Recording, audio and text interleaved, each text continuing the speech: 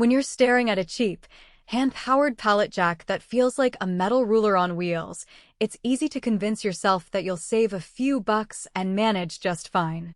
The disappointment hits hard the moment you try to lift a half-done load, wrestle with a deadbeat battery, or realize the steering is anything but effortless.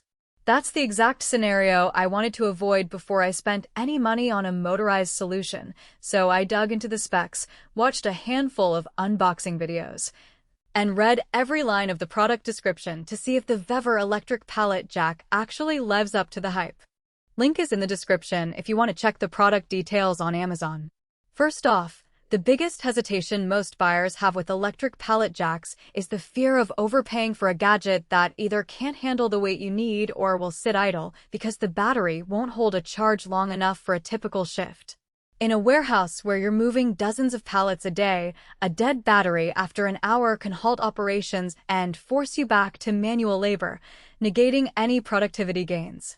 Conversely, a jack that can't lift the advertised 4,400 pounds limit will quickly become a safety liability. Those are the two deal breakers I kept in mind while evaluating this VEVOR model. The VEVOR jack promises a 6-hour battery runtime on a single charge, which translates to roughly a full 8-hour shift if you factor in short pauses for repositioning and occasional idle time. In practice, that means you could realistically move a standard 48-40-inch pallet of boxed goods from the receiving dock to storage, then head back for another run without hunting for a charger. I imagined a typical day in a medium-sized warehouse, receiving 20 pallets of mixed dry goods, staging them in a short-term holding area, and then loading them onto a forklift for outbound shipping. With the VEVOR jack, each lift would be a smooth, motor-assisted push, and the steering wheel-like controls let you pivot in tight aisles without the jerky motions you get from a manual jack. One of the strengths that stood out was the triple security system.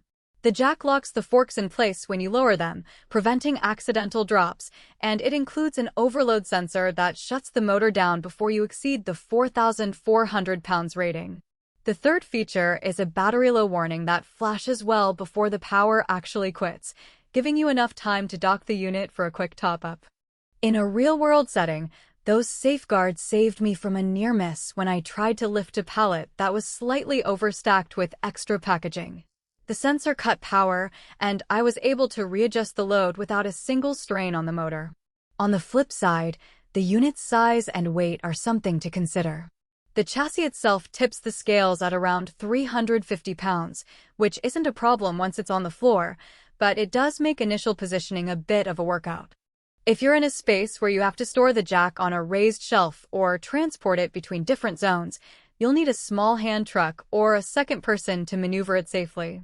Also, the forks measure 4,827 inches, which is ample for most standard pallets, but they can be a tight squeeze for oversized or irregularly shaped loads. In one test, I tried to slide a pallet of long lumber that extended a few inches beyond the fork length. The jack held the weight, but the extra overhang required a manual nudge to keep it stable. Battery life is often touted in ideal conditions, but temperature can play a big role. In a cool warehouse, around 65 Fahrenheit, the 6-hour claim holds up nicely, but on a sweltering summer day in a less climate-controlled facility, the runtime dropped to about 4.5 hours before the low battery alert kicked in. If you run a hot environment, you might want to budget for a second battery pack or schedule short charging breaks. That said, the lithium cells are sealed and don't require the maintenance that older lead-acid models need, which is a clear win for anyone who dislikes regular electrolyte checks. Who should put this VEVOR jack in their cart? If you run a warehouse, distribution center, or even a large retail backroom where loads regularly approach half a ton, the combination of high capacity, decent runtime, and safety features makes it a compelling upgrade over a manual jack. Small business owners who need to move heavy inventory a few times a day but can't justify the expense of a full-size forklift will also appreciate the lower price point and the fact that the unit is electric. So you don't need a separate propane or diesel engine to power it. Who should pass? If your operation only deals with light loads, say, under 1,000 pounds per pallet, and you have a tight budget, a basic hand-driven jack will probably serve you just fine and cost far less upfront. Also, if you have extremely narrow aisles or need a jack that can fold for tight storage, the VEVOR's fixed-length forks and relatively bulky frame might be a poor fit.